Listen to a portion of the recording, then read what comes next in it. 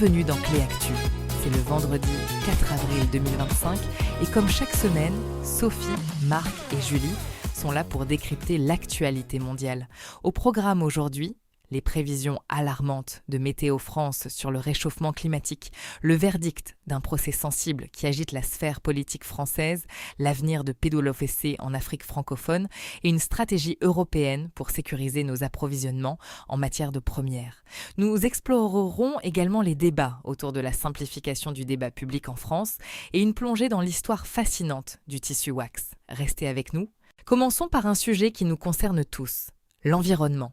Météo France vient de publier un rapport alarmant sur le climat en France, projetant un scénario de réchauffement de 4 degrés Celsius d'ici la fin du siècle si aucune action mondiale supplémentaire n'est entreprise. Julie, quels sont les impacts les plus marquants de cette projection ? Sophie, les projections sont sans appel. Des vagues de chaleur beaucoup plus fréquentes et intenses, pouvant atteindre localement 50 degrés, des nuits tropicales qui se multiplieront et une quasi-disparition du gel. Les sécheresses s'aggraveront, ponctuées par des pluies diluviennes, et le risque d'incendie deviendra généralisé. Sans oublier la montée des eaux et la diminution drastique de l'enneigement en montagne. Ce rapport, basé sur 17 modèles climatiques, confirme les tendances observées et souligne l'urgence d'agir. Au-delà des impacts directs sur la nature, les conséquences sanitaires, notamment la surmortalité liée à la chaleur, et les répercussions sur l'eau, l'agriculture ou l'urbanisme sont considérables.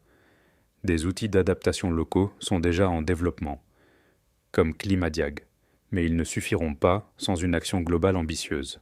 Un tableau sombre qui appelle à une mobilisation sans précédent. Passons maintenant à un sujet qui a secoué la classe politique française. Le verdict est tombé le 31 mars. Marine Le Pen a été condamnée à une peine de prison et d'inéligibilité dans l'affaire des assistants parlementaires du Front National, devenu Rassemblement National. Marc, quel écho ce procès a-t-il trouvé auprès des Français ? L'affaire a été suivie par une large majorité de Français, mais les réactions sont profondément polarisées.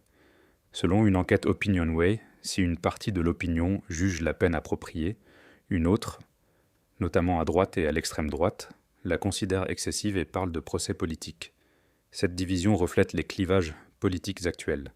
L'impact sur les perspectives électorales de 2027 est perçu comme significatif par 60% des sondés. Si certains électeurs du Rassemblement national estiment que cette affaire pourrait renforcer leur camp, d'autres craignent une normalisation politique. La justice a rendu son verdict, mais la bataille des interprétations fait rage. Une affaire aux répercussions politiques potentiellement lourdes. Changeons de continent pour évoquer l'économie. Mauvaise nouvelle pour la continuité de certains services, mais opportunité pour d'autres. Les firmes PWC opérant en Afrique francophone subsaharienne ont quitté le réseau. Julie, qu'est-ce qui motive cette décision ? Il s'agit d'une décision stratégique après un examen approfondi.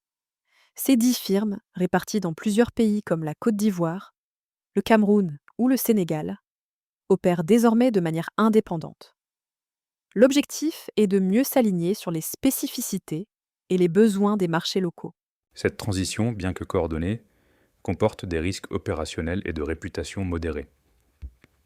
La communication auprès des clients et la clarification des responsabilités contractuelles sont essentielles. C'est un mouvement important qui pourrait redéfinir le paysage du Conseil dans cette région économiquement dynamique. Une nouvelle organisation qui sera à suivre de près. Restons en Europe pour un sujet d'importance stratégique. Face aux tensions géopolitiques et aux perturbations des chaînes d'approvisionnement, l'Union européenne accélère sa stratégie de réduction de sa dépendance aux matières premières stratégiques, notamment vis-à-vis de la Chine. Marc, quels sont les leviers activés ? Un an après la loi sur la sécurisation de ses approvisionnements, l'UE soutient 47 projets d'extraction, de transformation et de recyclage dans 13 États membres. Ces projets concernent des matériaux cruciaux pour la transition énergétique, la haute technologie et la défense. L'objectif est de maîtriser la chaîne de valeur. La Commission européenne fixe des objectifs ambitieux, tout en facilitant le financement et en simplifiant les procédures administratives. Cependant, des controverses subsistent, notamment autour de certains projets miniers au Portugal. Un centre d'achat commun est prévu fin 2026 pour renforcer le pouvoir de négociation de l'UE. Une stratégie nécessaire pour l'autonomie européenne, mais dont la mise en œuvre soulève des défis. Abordons maintenant un débat interne à la France. Le gouvernement français souhaite exempter certains projets industriels de l'obligation de débat public devant la Commission nationale du débat public, la CNDP. Julie, pourquoi cette volonté de simplification ?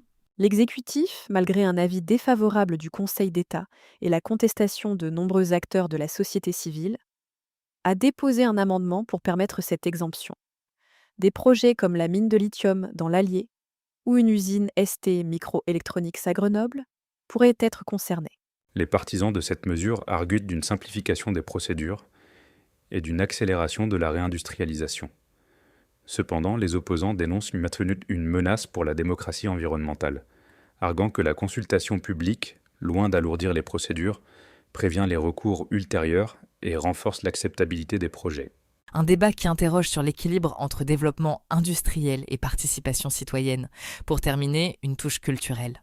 Le Musée de l'Homme à Paris nous invite à découvrir l'histoire fascinante du tissu wax, un textile aux motifs graphiques devenu emblématique de l'Afrique. Marc, quel parcours nous propose cette exposition ? L'exposition Wax retrace l'histoire mondiale de ce textile, de ses origines indonésiennes à son industrialisation en Europe, puis son succès en Afrique. Elle met en lumière la diversité des motifs, les personnalités qui l'ont porté et les influences culturelles qui ont façonné son identité. On découvre comment ce tissu, né en Indonésie, a été produit industriellement en Europe avant de conquérir l'Afrique, avant de faire face à la concurrence asiatique et de connaître aujourd'hui une renaissance grâce à des créateurs africains contemporains. C'est une histoire de croisement culturel et d'influence mutuelle. Une belle invitation à explorer les liens complexes entre culture, mode et histoire. Voilà qui conclut notre tour d'horizon de l'actualité mondiale. C'était Clé Actu, le podcast qui vous donne les clés pour comprendre le monde. Merci de nous avoir écoutés. Rendez-vous vendredi prochain pour un nouveau décryptage de l'actualité mondiale. D'ici là, portez-vous bien.